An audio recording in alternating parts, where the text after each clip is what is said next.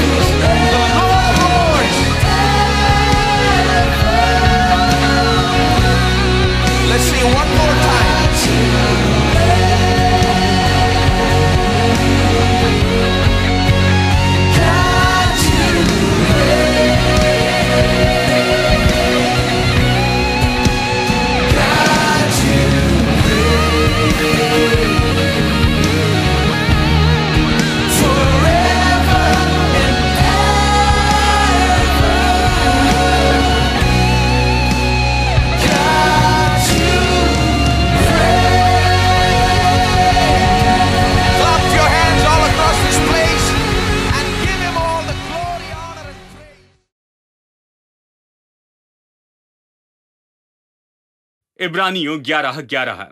विश्वास से सारा ने आप बूढ़ी होने पर भी गर्भ धारण करने की सामर्थ पाई और बूढ़ी होने पर भी उसने बच्चे को जन्म दिया। देखिए, जब आप बाइबल पढ़ते हैं तो सावधानी से पढ़िए। कई बार हम इसे बस ऐसे पढ़ लेते हैं, कहते हैं हाँ खैर मैं इसे जानता हूं। जानते हैं? नहीं नहीं, विश्वास से। सब लोग कहे विश्वास से। यह बताता है कि विश्वास के द्वारा क्या हुआ, विश्वास के कारण ही। यह नहीं कह रहा है कि अकस्मात क्या हुआ था। क्योंकि कुछ लोग कहते हैं, खैर भाई आपने कहा कि अब्राहम 100 साल की उम्र का था और उसकी पत्नी 90 साल की थी और उन्हें बच्चा हुआ। ये सारी बातें होती है। देखिए, पिछले महीने मैंने कभी तो भी पढ़ा था कि इंग्लैंड में किसी 78 साल की बूढ़ी ने बच्चे को जन्म दिया। लाखों में एक, करोड़ों में एक, या 10 करोड़ में किसी एक के साथ में ये होता है। कहीं तो भी दुनिया के कोने में इस तरह के चमत्कार होते हैं। कुछ अजीब सी घटनाएं होती हैं। हाँ, मैं सहमत हूं कि ऐसी अजीब घटनाएं होती हैं। ये होती हैं। शायद 100 साल का पुरुष और 90 साल की जो बूढ़ी है उसे संतान हो सकती है अकस्मात ही, संजोग से। मैं असहमत नहीं। शायद यह अजीब केस होगा, शायद यह वहां देखने को मिले, लेकिन यह कहता है विश्वास से कि आपको यह बताए कि यह ऐसे ही नहीं हुआ। यह जानबूझकर हुआ क्योंकि कुछ लोगों ने यहां पर विश्वास को काम पे लगाया कि वो इसे कर दिखाएं। यह कोई संजोग नहीं है। यह इसलिए हुआ क्योंकि कुछ लोगों ने अपने विश्वास का उपयोग करना चुना। सब लोग कहे विश्वास से। विश्वास से सारा ने आप बूढ़ी होने पर भी गर्भ धारण करने की सामर्थ्य पाई। विश्वास से। विश्वास से उसने गर्भ धारण किया और बूढ़ी होने पर भी संतान को जन्म दिया, क्योंकि उसने प्रतिज्ञा करने वाले को सच्चा जाना था। अब वो कैसे गर्भवती हुई? उसने प्रतिज्ञा को लिया और प्रतिज्ञा की ओर ध्यान दिया, और जिसने प्रतिज्ञा की थी उसे सच्चा माना। उसने इस बात की ओर गौर किया कि उसने जो वादा किया उसे पूरा करेगा। उसकी ओर ध्यान देने से, अपने सामने रखने से, बार बार कहने से, ये कहने से कि मैं बहुत सी जातियों की माता हूं, मेरे पति बहुत सी जातियों के पिता हैं, ऐसा करने से उन्होंने गर्भ धारण करने की सामर्थ पाई। विश्वास से ही उन्होंने ये कर दिखाया। यही कहता है ऐसा करने से उन्होंने ऐसा किया। विश्वास से आप ये सब कुछ कर सकते हैं। कुछ लोग सोचते हैं जीवन में सब कुछ ऐसे ही हो जाता है, कुछ बातें अकस्मात हो जाती हैं। जानते हैं, कुछ लोग बहुत ही लकी होते हैं, जानते हैं, इस तरह के सारे काम में। लेकिन क्या आप ऐसे बैठे रहेंगे और राह देखेंगे कि आपकी तकदीर बाहर आए? मैं राह देखते नहीं बैठूंगा कि मेरी तकदीर बाहर आए। मैं इसे करवा कर रहूंगा, क्योंकि मैं परमेश्वर की प्रतिज्ञा को लूंगा और उस पर विश्वास करूंगा। और जहां पर परमेश्वर चाहता है कि मैं पहुंचूं, वहां पर पहुंचने के लिए हर एक रुकावट पर जयवंत हो जाऊंगा। आमीन। मैं लक की राह नहीं देखते रहूंगा। खैर, इसने इसने $1 मिलियन जीता है लॉटरी में। हाँ, अक्सर कई बार होता है, एक आध बार, जानते हैं।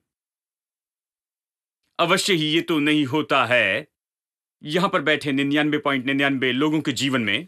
तो फिर 99.99% लोग क्या करेंगे? 99.99, यहां तक कि 100% लोगों के लिए विश्वास काम करेगा। विश्वास हर समय काम करेगा, क्योंकि विश्वास व्यवस्था जैसे काम करता है।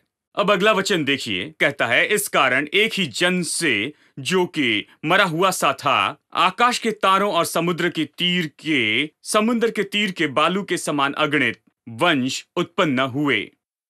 ऐसे व्यक्ति से जो कि बिल्कुल मरे जैसे था, बूढ़ा था, और उसमें से निकल आया एक देश या बहुत से देश जो आकाश के तारों के जैसे हैं और समुद्र के बालू के जैसे जो अगणित हैं। इस एक व्यक्ति से जिसकी कोई संतान नहीं थी, जो 100 साल का था, उसके पास कोई आशा नहीं थी कि उसे संतान होगी। इस एक व्यक्ति से उसने शून्य से शुरू किया और उसके पास मौका नहीं था कि उस शून्य से बाहर आए। प्रभु ने उत्पन्न किया एक बड़ी भीड़ को, अगणित ऐसी बड़ी भीड़ को, आकाश के तारों के जैसे और समुद्र के बालू के जैसे। कितने लोग विश्वास करते हैं कि आप शून्य से शुरू करके जा सकते हैं बहुत ही अगणित ऐसी आशीष तक? इसी के बारे में ये कहता है, शून्य की चिंता नहीं करना, ये शुरू करने की अच्छी जगह है। मेरे पास कुछ नहीं भाई, क्या आपके पास विश्वास है? मेरे पास कुछ पैसा नहीं, मैंने पैसे के बारे में नहीं पूछा। क्या आपके पास विश्वास है? अगर विश्वास है तो शून्य के साथ शुरू कर सकते और निश्चय आखिर में आप बढ़कर होगे। बहुत होगा जिसे आप संभाल नहीं पाएंगे, आकाश के तारों के जैसे और समुद्र की बालू के जैसे। तो अब्राहम और सारा ने इसे कैसे किया? विश्वास से। विश्वास से इसे कैसे किया? उन्होंने परमेश्वर का वचन कहा। उन्होंने ये कहा कि वो बहुत सी जातियों की माता है, बहुत सी जातियों के पिता। इसे कहा। कहने से क्या हुआ? परमेश्वर के वचन को कहने से वो लेकर आएगा उस विश्वास को जो प्रभु वचन में है। जब परमेश्वर ने अपना वचन भेजा और प्रभु ने प्रतिज्ञाएं दी, तो उसने उस प्रतिज्ञा को पूरी करने की सामर्थ अपने वचन में रख दी। क्या वचन पूरा होगा? क्या ये प्रतिज्ञाएं आपके जीवन में पूरी होगी? उसे पूरा करने की सामर्थ तो वचन में है। देखिए, सामर्थ तो इसमें है, परमेश्वर ने सामर्थ इसमें रख दी है। तो आप क्या करते हैं? आप वचन को लेते हैं और आप वचन कहते हैं। जब आप इसे लेते हैं तो मानो आपने दवाई की कोई कैप्सूल ले ली है और उसे मुंह में रखा है। देखिए, जब आप उसे अपने मुंह में रखते हैं तो वो भीतर जाती है और वहां उस कैप्सूल में जो दवाई है वो घुलकर आपके शरीर में जाती है, आपके खून में जाती है और आपकी मदद करने लगती है, छुटकारा देती उस सारी बीमारी से जिसमें से आप जा रहे हैं। ठीक है, यह अवश्य काम करता है। इसी तरह से आप परमेश्वर का वचन ले जो प्रभु की सामर्थ से भरा हुआ है, उसे पूरा करने की जो सामर्थ है वो तो इस वचन में ही है। वचन जो ये कहता है, जवान सिंह भी भूखा रहेगा, लेकिन जो प्रभु पर भरोसा रखते हैं उन्हें कभी किसी भली चीज की कमी नहीं होगी। वचन जो कहता है कि मैं तुम्हें चंगाई देने वाला परमेश्वर हूं। वचन जो कहता है मैं तुम्हारा परमेश्वर हूं, भयभीत ना हो। परमेश्वर की सारी प्रतिज्ञाएं तो सामर्थ के साथ में पैक की है कि उसे पूरा करे जो वो कहता है कि वो पूरा करेगा, क्योंकि उसमें सामर्थ दी गई है। आप प्रतिज्ञा को ले ले और आप उसे खाते रहें, आप उसे अपने मुंह में रख ले और उसे कहते चले जाए। जब आप उसे कहेंगे तो ये सामर्थ जो वचन में है वो अभी आपकी आत्मा में चली जाएगी। लेकिन इसे कहना होगा, जैसे गोली को लेना जरूरी है। ठीक है, आप गोली लेकर यहां पर रख सकते हैं, हर एक दिन ऐसे रखते जाएं, इससे कुछ नहीं होगा। हाँ? बहुत से लोग बाइबल के साथ ऐसे ही करते हैं। ये इस तरह से काम नहीं करता। मुझे ये कहने के लिए आप माफ कीजिए। काश ऐसे कर पाते तो आप सब घर में ही रहते, आकर ये सारा प्रचार सुनने की जरूरत नहीं है। बस बाइबल लेकर प्रतिदिन चूमते चले जाएं। इसे सुबह चूमें, गुड मॉर्निंग के साथ और गुड इवनिंग के साथ, ये सब कुछ, और किसी तरह से आपके होंठों पर जाएगी और फिर आपके भीतर जाएगी, इस तरह से नहीं, नहीं, नहीं। आपको इससे कहना होगा मेरे दोस्तों, और कोई तरीका नहीं है कि उस सामर्थ को ले जो कि प्रतिज्ञाओं में है, आपके भीतर ले। बोलने के सिवा दूसरा कोई तरीका नहीं। जब आप इसे कहते हैं तो ये आपके भीतर जाता है, और जब ये आपके भीतर जाता है तो ये परिणाम लेकर आता है। इसी तरह से प्रभु ने सब कुछ बनाया है। इसके लिए प्रार्थना करने से नहीं पा सकते, इससे कहना होगा। इससे कहना होगा। जो चीजें नहीं है उन्हें ऐसे बुलाते हैं जैसे कि मानो वे हैं। हम प्रभु से हमारे लिए कुछ करवा नहीं रहे हैं, हम पाने की कोशिश कर रहे हैं ये अलौकिक सामर्थ जो कि यहां इस वचन में है, कि वो हमारे भीतर आए। इसके कारण कि हम उन सबको प्रकट होने के लिए कहे वो सारी चीजें जो परमेश्वर ने हमें दी हैं, कि हम सबसे बढ़कर यह विश्वास करेंगे कि हां ये सच है, और यह अलौकिक शक्ति हम में आएगी, और इसके द्वारा हम इन सारी बातों को अस्तित्व में आने के लिए कहेंगे। चलिए उदाहरण दूं। प्रभु ने कहा कि प्रतिज्ञा का देश यानी दूध और मधु का देश वहां पर है। आप निर्गमन और गिनती की किताब पढ़िए, और ये सब कितनी बार परमेश्वर ने भूतकाल में कहा। बहुत साल पहले एक अच्छी किताब ने मुझ पर बड़ा प्रभाव डाला, और इस किताब का नाम था परमेश्वर के वचन का भूतकाल। समय मिला तो जरूर इसे पढ़िए, अद्भुत है। एक छोटी सी ये पुस्तक है, पूरी तरह से ज्योतिर्मय किया। देखिए, बहुत से उदाहरण बाइबल में है, और उसमें से ये एक है। परमेश्वर ने इस्राएली लोगों को दूध और मधु के प्रतिज्ञा के देश के बारे में कहा। उसने भूतकाल में से कहा, उसने कहा मैंने ये तुम्हें दे दिया है। इस तरह से उसने कहा। उसने ये नहीं कहा दूंगा, उसने कहा मैंने तुम्हें दे दिया है, तुम इसके मालिक हो, तुम्हें इसे पहले दे दिया है, तुम इसमें अब तक गए नहीं हो, लेकिन मैंने दे दिया है। भूतकाल हो गया है। उसने कब दिया? बहुत पहले। मैंने तुम्हें दे दिया, वो कहता है। मैंने ये तुम्हें दे दिया है, वो कहता है। लेकिन इस्राएली लोग वहां पर नहीं जा सके। इब्रानियों अध्याय 4 मेरे साथ निकाल ले। चलिए बीच में से मैं पढ़ता हूं, अध्याय 4 वचन 2 से। लेकिन वचन प्रचार किया गया। वचन क्या प्रचार किया गया? ये तो दूध और मधु के देश के बारे में वचन था।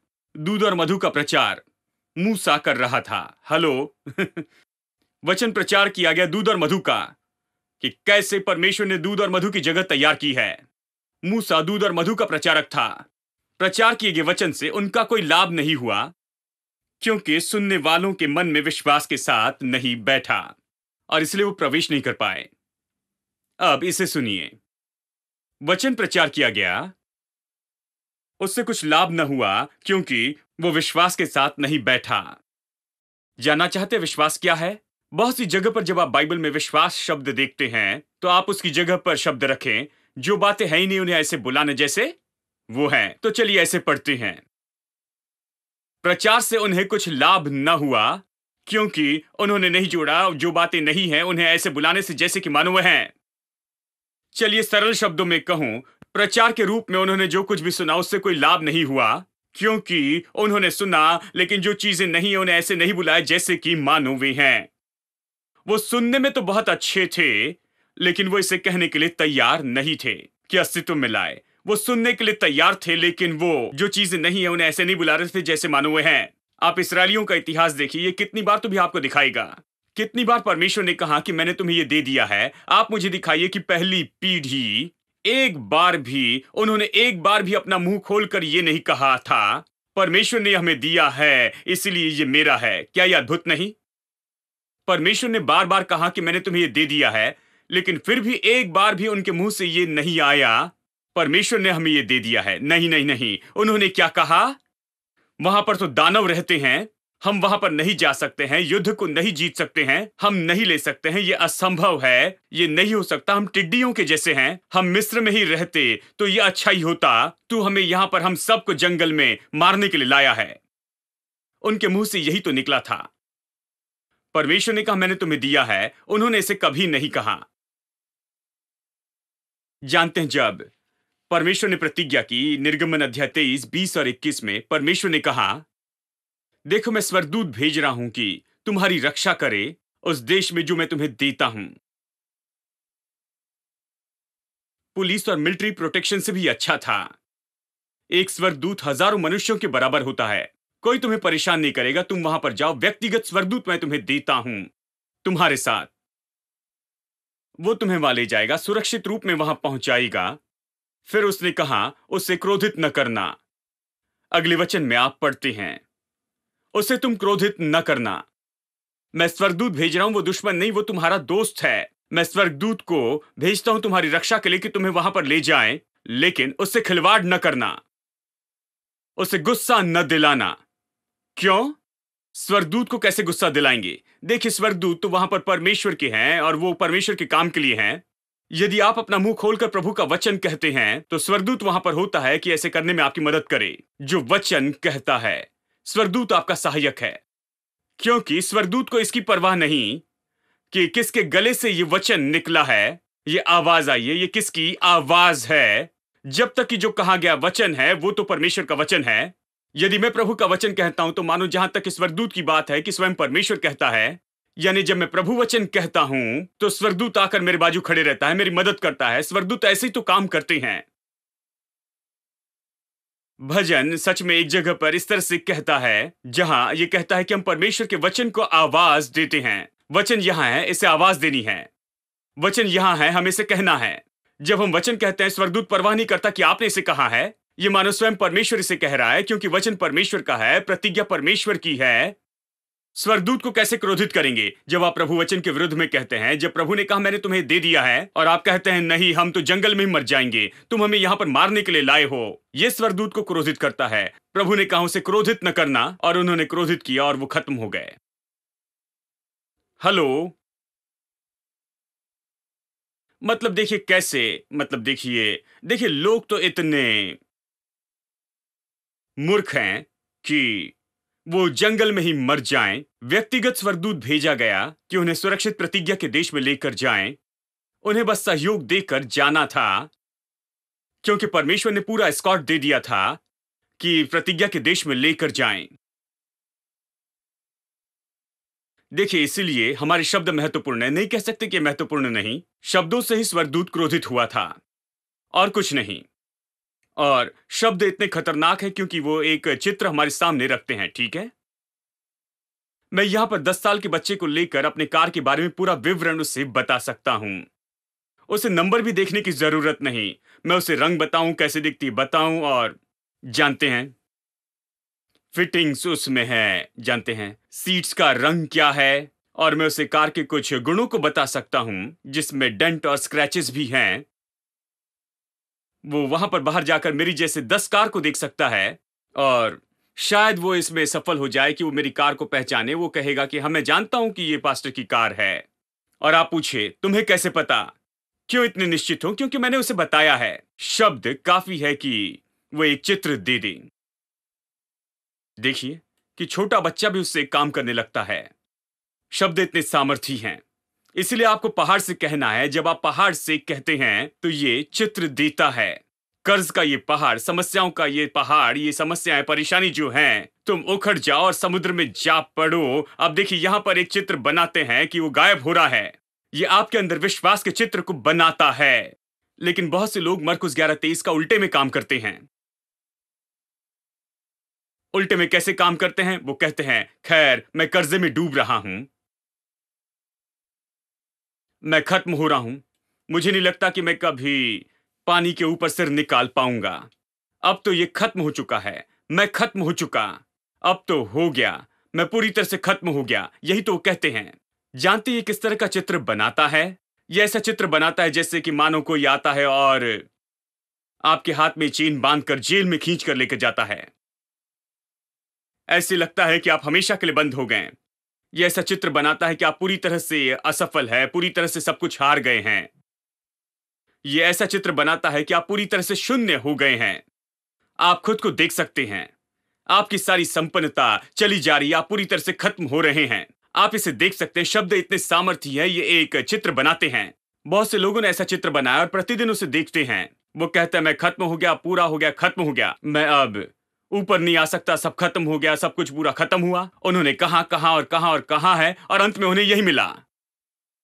जब इसको उल्टे में काम में लाए तो ये तेजी से काम करेगा। जानते हैं क्यों तेजी से काम करता है? क्योंकि हम ऐसे चैंपियन हैं, इसमें काम करते हैं काफी समय से उल्टे में ही काम करते। तो अब रिवर्स जल्दी से ही आता है बड़ी आसानी से। लेकिन सकारात्मकता में काम में लाए तो थोड़ा समय लगता है, क्योंकि आप इसमें एक्सपर्ट नहीं हैं। आप अपने पहाड़ से बातें नहीं करते हैं। कितने लोग अपने पहाड़ से बातें करते हैं? बहुत से लोग अपने पहाड़ से बात नहीं करते। बहुत से लोगों ने कहने के द्वारा एक पहाड़ बना लिया है। वो अपने पहाड़ से ये नहीं कहते कि तू उखड़ जा और समुद्र में जा पड़, मेरे सामने से चली जा, पूरी तरह से खत्म हो जा। ये चित्र बना सकता था कि आप अपनी समस्या से बाहर आते हैं, समस्या से बाहर आते हैं, पानी के ऊपर अपना सिर लाते हैं, बाहर आते हैं, अच्छे से करते हैं, संपन्न होकर आगे बढ़ते हैं। ये एक चित्र बनाएगा, एक दिमागी चित्र आपके अंदर में ये बनाएगा। बहुत से लोग चित्र नहीं बना पाए, उन्होंने गलत चित्र बनाया, इसे उल्टे में काम में लाया है। ये तेजी से काम करता है क्योंकि उन्होंने हमेशा रिवर्स में ही काम किया है। इसमें बहुत एक्सपर्ट और चैंपियन है, इसलिए ऐसे ही काम करता है। अब हमें काम करना है अलग तरीके से। यीशु के लिए इसने तुरंत ही काम किया, क्योंकि वो माहिर था कि इसे सकारात्मक रूप में काम करें। जब उसने पेड़ से कहा, 24 घंटे में वो पेड़ जड़ से सूख गया था। 24 घंटे से ज्यादा समय नहीं, खत्म हो गया। हम में से कुछ लोगों के लिए 24 दिन लगे या 24 महीने लगे, शायद कई बार 24 साल लगे, क्योंकि हम उसके आदी नहीं है। देखिए, हमारे पास उस तरह का दिल नहीं है और उस तरह का मुंह नहीं है, और हम सीधी बात नहीं करते, और हम इस तरह से इन बातों की घोषणा नहीं करते। हम इन बातों के आदी नहीं हैं, हम इन बातों में चैंपियंस नहीं हैं। और मैं आपसे कहूं, यदि आज से आप शुरू करते हैं और उन सारी बातों को जो नहीं है ऐसे बुलाते हैं जैसे कि मानो वे हैं, और उससे देखने लगते हैं जो प्रभु ने दिया है, और इन सारी बातों को कहते हुए अस्तित्व में लाते हैं, उन सारी चीजों को बुलाएं, चंगाई को अस्तित्व में बुलाएं, अपनी आशीष को अस्तित्व में बुलाएं, अपनी शांति, अपनी भलाई को बुलाते चले जाएं, अस्तित्व में उसे प्रकट होने के लिए कहें। यदि आप इसे करने लगते हैं, इसके अनुसार करते जाएं, मैं आपको बताऊं दोस्तों, कई बार जब ईमानदारी से इसे करते हैं तो ज्यादा समय नहीं लगता है। जल्दी ही आप पाएंगे कि यह आपके लिए काम कर रहा है, आपके लिए काम करता है, क्योंकि विश्वास ऐसा है जो किसी के लिए भी काम करता है। यहां पर किसी के लिए भी, अगर आप गड़बड़ी और परेशानी को पसंद नहीं करते हैं, समस्या, परेशानी, खालीपन और अंधकार को आप उसे लेकर बदल सकते हैं। सच में अपने जीवन में परिवर्तन ला सकते हैं। जो चीजें नहीं है उन्हें ऐसे बुलाने से जैसे कि मानो वे हैं। He's Master, Savior, coming King. He's good to me. Creator of everything. He's good to me. And when I'm down, feeling low,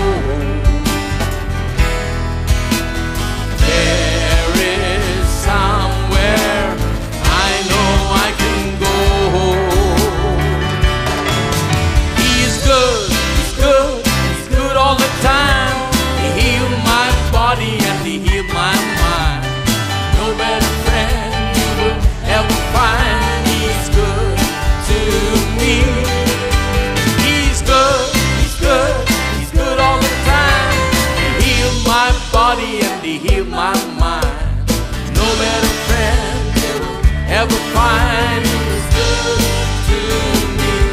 Oh, he's good, he's good, he's good all the time. He healed my body and he healed my mind. No better friend you'll ever find. He's good to me. He's good, he's good, he's good all the time. He healed my body and he healed my mind. No better friend ever find. He's good to me. He's King of glory, the Lord of all. He's good to me. My Redeemer when I fall. He's good to me. When I'm down, feeling low,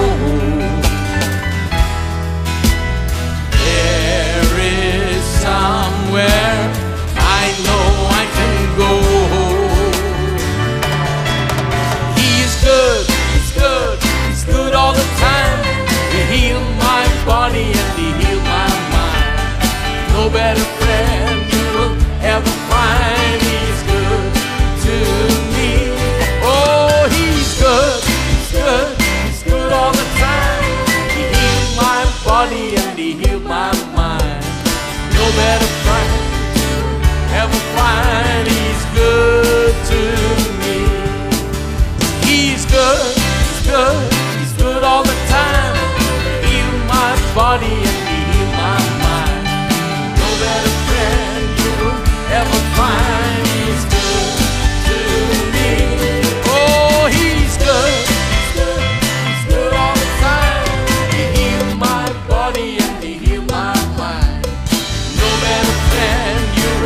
ever find. He's good to me. He's King of glory, the Lord of all. He's good to me. My Redeemer, when I fall, He's good to me. When I'm down, feeling low,